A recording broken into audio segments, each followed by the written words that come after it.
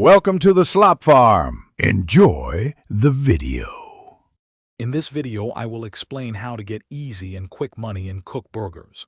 First, let's talk about the baguette method. You can purchase a baguette for $3 from the other restaurant. Then, simply place it on a plate with any burger ingredient, like a slice of cheese or a piece of lettuce. Serve this to a customer, and you will receive $6.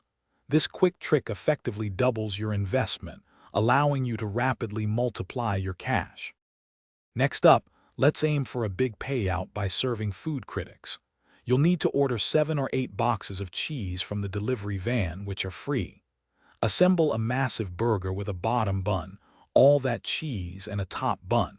Look for customers with a star on their order board or those wearing fancy suits.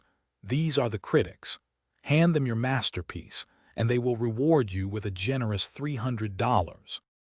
Boosting your regular burger sales is easy with sauces. A standard burger sells for $10. By simply adding ketchup or mustard, you can increase its value by $3, making it $13. For an even bigger boost, use barbecue or burger sauce, which adds $10, bringing the total to $20. Always remember to add a sauce to every burger for maximum earnings.